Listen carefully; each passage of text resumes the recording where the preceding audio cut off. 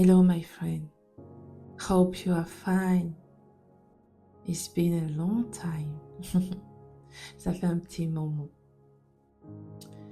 Grande est ma joie de pouvoir à nouveau passer ce temps, ce moment de partage avec toi. Et aujourd'hui, je souhaiterais qu'on parle des relations. Pourquoi? Eh bien parce que je trouve qu'elles deviennent de plus en plus superficielles et qu'aujourd'hui, amour rime forcément avec cadeaux, présents. Il semblerait aujourd'hui que celui qui nous aime, c'est celui qui nous offre des cadeaux. Celle à qui on accorde une certaine attention, c'est cette personne qui va nous offrir des présents. Et cela parfois va amener certaines personnes qui nous aiment et qui veut être considérées par nous à se forcer à offrir des choses alors qu'ils n'ont peut-être rien. Parce qu'ils voient bien toute la louange qu'on donne à ceux qui nous offrent des cadeaux. Comprenons-nous bien, je n'ai aucun problème avec le fait d'offrir. D'ailleurs, si tu m'offres un présent en ce moment, je le prendrai volontiers, juste pour rire. Alors, je n'ai aucun problème avec le fait d'être intentionnel, démonstratif, ce qui peut passer parfois par des cadeaux, en plus des paroles, pour exprimer notre amour. J'ai juste pris le temps d'observer et de faire un constat. Pendant les anniversaires, par exemple, on va faire la liste des choses qu'on veut. Ce n'est pas mauvais, mais c'est une tendance, c'est quelque chose qu'on a pris l'habitude de faire. La liste des choses qu'on veut, c'est toujours du matériel, quoi. On préfère recevoir un bouquet d'argent plutôt qu'un bouquet de roses. Celui qui va le plus compter et pour qui on sera le plus reconnaissant chantant ses louanges, c'est celui qui va nous offrir le cadeau le plus coûteux, nous donner exactement ce qu'on voulait, nous envoyer de l'argent. On est plus touché par cela que le message vrai et sincère de quelqu'un qui n'a peut-être rien à nous offrir financièrement, rien à nous donner matériellement, mais qui nous aime sincèrement et se montrerait toujours loyal vis-à-vis de nous. Quelqu'un qui ce jour va nous bénir du plus profond de son cœur et qui va prier pour nous de tout son cœur. On ignore celui qui serait prêt à se mettre en peine pour nous, pour s'attacher à celui qui nous met à l'aise financièrement, matériellement, mais qui ne sera pas capable sur le long terme de rester avec nous, de nous choisir en toutes circonstances. C'est vrai, je crois que l'amour ne devrait pas juste se limiter aux paroles, elle se prouve par les actes. D'ailleurs, la Bible dit dans 1 Jean 3, 18 qu'on ne devrait pas aimer uniquement avec des discours, mais avec des actes parce que c'est ce qui va prouver la véracité de notre amour. Mais certains ont sorti cela de leur contexte. J'ai déjà vu des gens qui, à leur anniversaire, utilisent ce verset pour insinuer d'avance que vous devez lui faire des cadeaux. Je crois qu'on l'a mal compris aussi. Parce que acte ici, là, c'est l'obéissance à Dieu dans la relation qu'on a avec lui. Et acte dans notre cas, dans nos relations les uns avec les autres, ne signifie pas forcément cadeau, argent, non. Ces actes peuvent être le fait de manifester de la loyauté, d'être toujours prêt à rendre service à celui ou celle qu'on aime, qu'on estime, de soutenir dans le malheur, s'investir dans son projet comme si c'était le nôtre. Et oui, pourquoi pas offrir un cadeau, un présent, lorsque Dieu nous fait la grâce d'avoir les moyens, petits ou beaucoup, peu importe. L'essentiel, c'est que ça vienne du cœur et que ce ne soit pas pour entrer dans les bonnes grâces de qui que ce soit. Mais c'est tellement triste de voir aujourd'hui que l'amour, c'est si tu m'aimes, tu me fais des cadeaux. De voir que c'est ce qui va le plus nous impressionner par rapport à la loyauté, la sincérité, la confiance, par exemple la bonté de quelqu'un, son honnêteté, sa capacité à nous supporter malgré notre caractère difficile, le fait qu'il soit toujours prêt à nous rendre service lorsqu'on a besoin. Et je me demande qu'est-ce qui est mieux. La loyauté, la fidélité, l'intégrité d'une personne qui n'a peut-être pas grand-chose à offrir matériellement, ou plutôt l'amitié de quelqu'un que tu sais, enfin d'une personne qui sait t'offrir des présents, mais qui au moindre problème peut balancer si facilement sur toi. Parle de ta vie à n'importe qui, à tout le monde. Ou se montre absent quand tout ce dont tu as besoin, c'est de l'affection, de la chaleur humaine de quelqu'un sur qui te reposer, te consoler parce que tu ne vas pas bien. Mais tu vois, ce que je trouve encore plus triste pour moi, c'est que cette réalité s'applique aussi dans notre relation avec Dieu. On estime qu'il nous aime quand il nous bénit, en nous donnant ce qu'on désire. Si on a ce qu'on a toujours voulu avoir, comme confort, finances, matériel, réussite, alors oui, ça signifie que Dieu m'a tellement aimé. Mais s'il advient qu'on manque de quelque chose, que le temps passe et que notre situation ne change pas ou s'empire, alors ça signifie qu'il ne nous aime pas. On remet en question son amour pour nous. On se dit, il ne nous aime pas autant qu'il prétend. Il m'aime, mais voilà. Et comme dans le monde, l'amour se traduit par les biens qu'on offre. Si Dieu m'aime, alors il doit me faire du bien. Voilà comment on voit les choses de plus en plus. Mais je me demande, entre le don des biens et le don de soi, qu'est-ce qui est mieux? Pour toi, qu'est-ce qui serait mieux?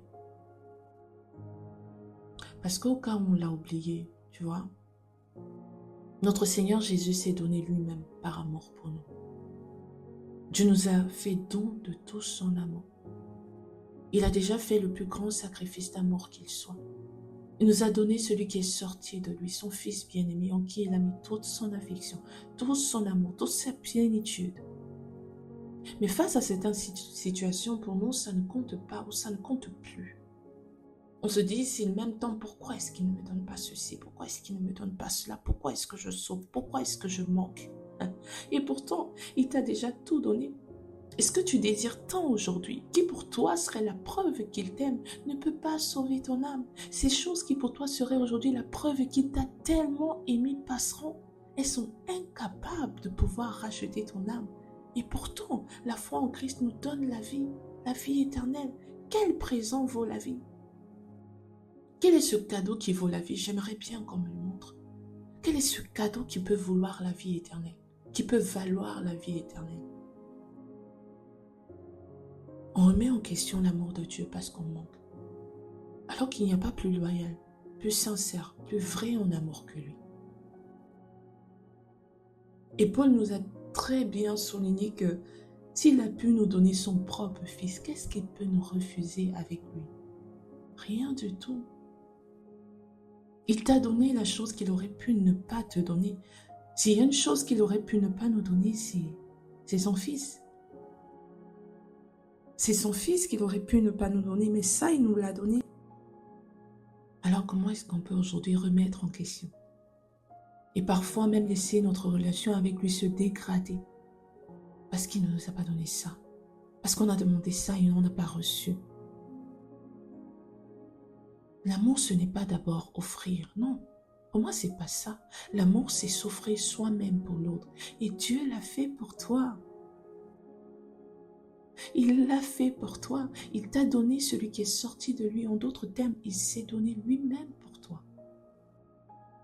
C'est pourquoi je crois sincèrement qu'il peut te donner d'autres choses.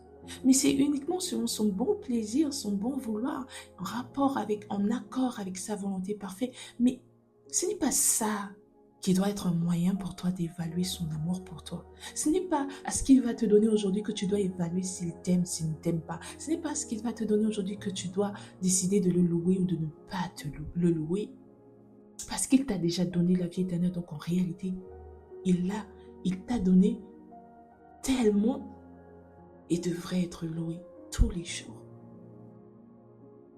Et non mis de côté parce que je n'ai pas ceci, parce que je n'ai pas cela, parce que je vis encore cette situation, parce que je manque encore. Tu sais, je trouve qu'on ressemble souvent à ces gens dont parle la parole. Tu connais peut-être l'histoire.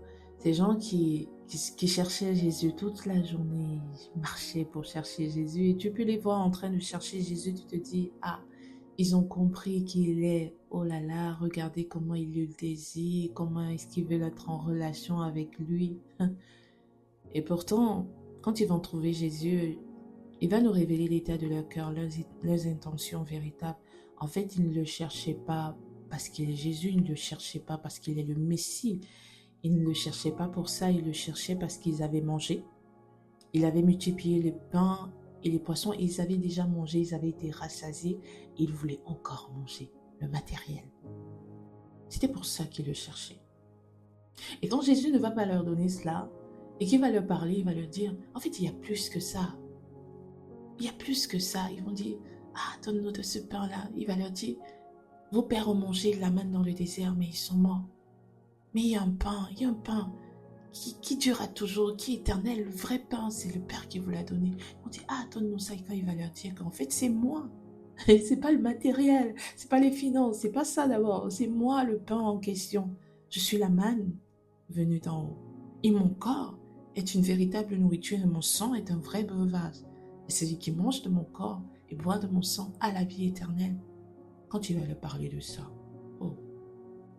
Et qui n'ont pas mangé, qui n'ont pas eu le matériel, qui n'ont pas eu ce qu'ils voulaient. Ils sont partis et ils n'ont pas vu qu'il y avait plus que ça. Mais les autres sont restés, les disciples. Et Jésus va leur dire, mais pourquoi vous êtes restés? Pourquoi vous ne partez pas aussi? Et Pierre va dire quelque chose d'incroyable, de magnifique. Il dit, ah, c'est toi qui as les paroles de vie. À qui d'autre allons-nous aller? Pierre a compris qu'il y avait plus que ça. Pierre a compris que la vie éternelle était plus que le manger et le boire. Pierre a compris que la vie éternelle était plus que le vêtement. Pierre a compris que la vie éternelle était plus que les cadeaux, les cadeaux, les présents. Pierre a compris que la vie éternelle ne vaut pas le reste. Alors on va rester en relation avec lui. On reste en relation avec lui parce que lui nous a donné, pas le matériel, non, non, pas ça, il nous a donné la vie, sa loyauté, son amour, sa présence, sa fidélité. C'est ça. Ma prière, c'est que les écailles tombent de nos yeux. Pour qu'on parte chercher ces personnes qu'on a mis de côté alors qu'ils nous aiment sincèrement. Ma prière, c'est que les yeux de nos cœurs s'ouvrent, que ces yeux s'ouvrent, qu'on réalise que Dieu nous a aimés à son maximum et que l'œuvre de la croix devrait suffire pour croire en son amour et être chaque jour reconnaissant de l'avoir pour Père et de demeurer dans cette relation éternellement et de le louer tous les jours, bien plus qu'on loue ces personnes qui nous donnent ceci ou cela. Tu es béni abondamment.